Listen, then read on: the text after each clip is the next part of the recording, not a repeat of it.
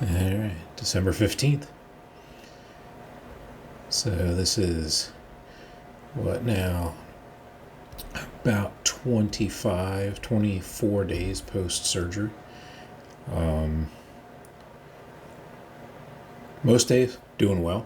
Slept well last night. A little bit of tossing and turning. Uh, but yesterday was not great. I did walk, or 2 days ago, because I walked. Got in about 4,000 steps during the day, and then went to the grocery store with my wife.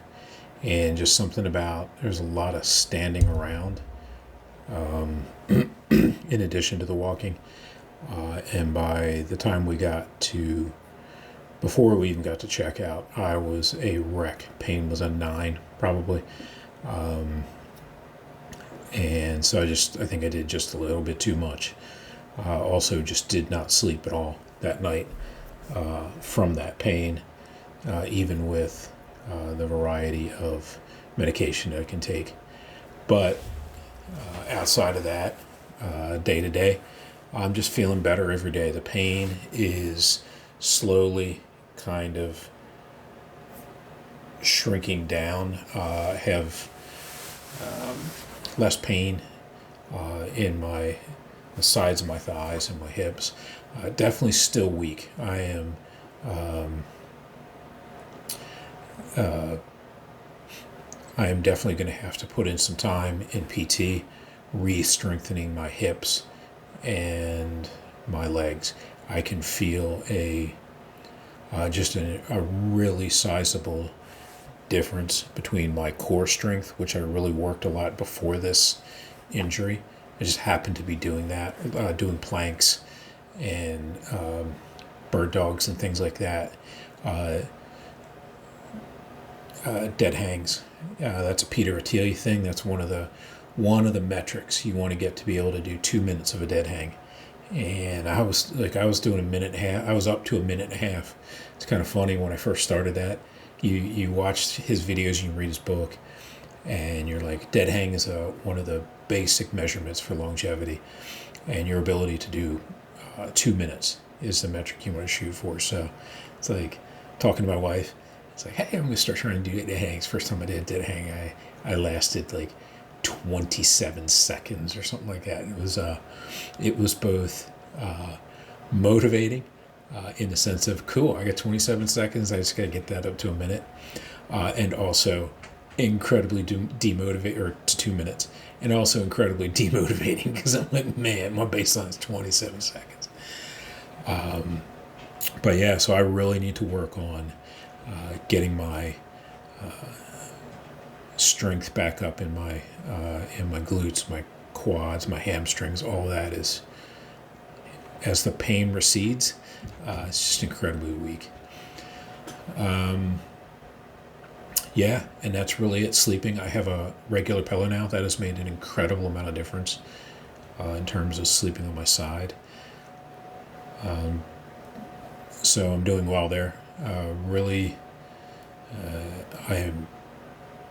I'm sleeping well, but I'm not sleeping through the night, and the reason for that is um, the medication, particularly the Dilaudid combined with the gabapentin. Um, I take.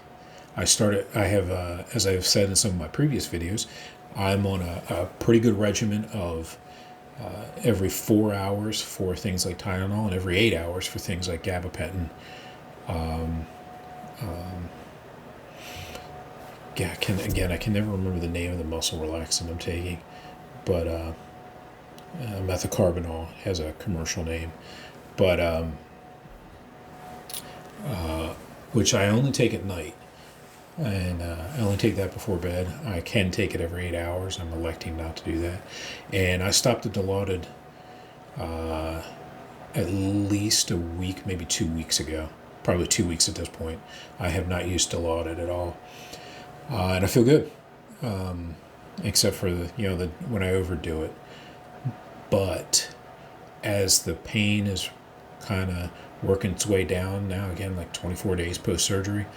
Um, I'm starting to feel the weakness, and that combination of Dilaudid and gabapentin, that 10 a.m., so 6 a.m., 10 a.m., 2 p.m., so on. By 10 a.m., I would just be dead.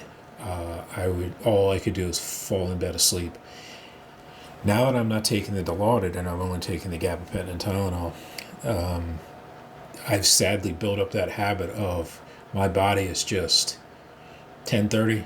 I just want to lay down, and I fought that the last 2 days. I'm really trying to fight it, getting up and moving, because the medication. This is habit, not pharmacological, according to my wife. So I just got to get myself out of it. I feel wretched because I'm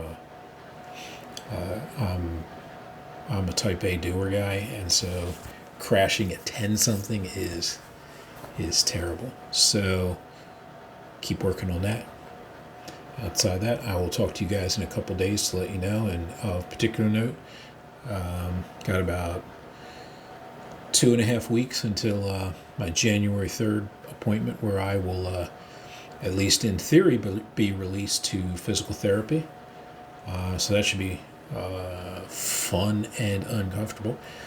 I should also be released to drive, which will be a tremendous psychological bump. Also a productivity bump. I still may not be lifting a lot. I'm currently restricted to 5 pounds. And I can really feel it if I inadvertently go over that. But just being able to drive around to do things, the distribution of productivity around the house has been a little crushing on my wife and the kids.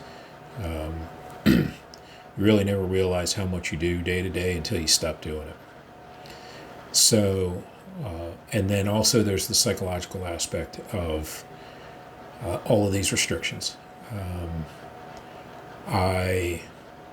I'm fortunate. My sister-in-law is a therapist, psychologist, who lives in an area where she deals with a lot of very active people, rock climbers, mountain bikers, skiers. And so we had talked years ago about depression through acquired injury. Essentially, guys like rock climbers will injure themselves, and they'll be out of the game for a year. And the depression that comes with that is significant, and that's where she comes in. And so that really occurred to me when I had this injury. It's something I thought about when I first injured myself, and I was really relegated. When I was relegated to the walker at first, long before my surgery, and so it's something I did some reading about to try and mitigate, get ahead of the effects of that, and how do I deal with that? How do I avoid that? How do I tamp that down for as best as you can? And I will tell you that I gave it the good old college try. Even with reading ahead and understanding where I was, I journal every day over this, in addition to this writing journal, as opposed to this vlog. And man, there have been many days. I retrospectively go back through what I write day to day, and there are a lot of entries about just not having good days mentally. The not being able to drive, in particular, my appointment on was it like December 3rd or December 5th? December 5th. First time I met with Dr. McAfee, and I was not released to drive. And for whatever reason, I really had in my head that I was going to be at least released to drive. I wasn't going to PT or anything like that, but I could drive. Didn't happen. Those next couple days, really bad. So for all of you who are going through this, who are watching this preemptively because you're getting ready to have surgery, do some reading on acquired depression through acquired injury, because you want to get your head around this, and don't fall into this, because it's and just depression in general, not even through acquired injury or anything. It's just not something you're going to bootstrap your way out of. And so you really want to avoid it getting a hold of you. And so start thinking about the things that you can do to help yourself. Stay away from that. I am an overall super happy, optimistic guy. And yeah, this really beat me down quite a number of days doing this. So I would caution you to do the reading, get ahead of this, and figure out the things that you can do to keep yourself away from that. Other than that, I will, for all of you that are going through this, I wish you a steady, as fast as possible recovery. There is no fast recovery from this. I'm learning that. And look, I'm an automation AI guy and have been for a long time. So I want to, okay, if it takes 4 years through college to get through a bachelor's degree, how do I do it in 2? What's the path? And there's just no path to this. There's only doing well to keep from slowing your recovery. Things like making sure you're taking enough calcium so that your bone grafts heal as optimally as possible. Don't smoke during this. Look, I smoke a pipe and I smoke cigars every now and again. None of that while I'm doing that, because that will absolutely stop your bone grafts from binding. Now you'll pick back up if you stop, but that time, that refractory time, is really based on your body, how long you smoke during it. So I'm just not going to do it. It's just we have a whiskey and scotch room upstairs, and can't do any of that because that slows your healing. Although I am fully 100% confident that scotch is medicinal. Don't tell me otherwise. I'm just not doing it because it's going to slow this. So maybe in the summer, April, May timeframe, I've discussed that before, when I can, we have a 75-pound German Shepherd, and I can't walk her until I get cleared by Dr. McAfee or his team, because having a 75-pound thing attached to you that can go in any random direction at any moment very, very quickly is antithetical to healing from this type of surgery. Imagine that. So these are the things you want to think about as you're doing all this. And again, for all of you that are going through this or getting ready to go through this, I hope these videos help. I really do. I hope there's some information that you can glean from this, even if it's just yet another YouTube video of somebody going through this. So I'm going to go knock out 3,500 steps today. It's pretty cold around here. Still has snow on the ground, but it feels good. It feels good to be outside. The cold air feels good, and the walking, like I said, if my medication is 100% pain relief, I mean, it never is, I'm a 1 or a 2, but if my medication is as much pain relief I'm going to get as I'm going to get, walking is at least 80% of that. The endorphin release is magical. It's great for me. So again, for those of you that are going through this, I hope this helps. Thank you for watching, and slow or steady and positive progression as you heal. So I'll talk to you guys later. See ya.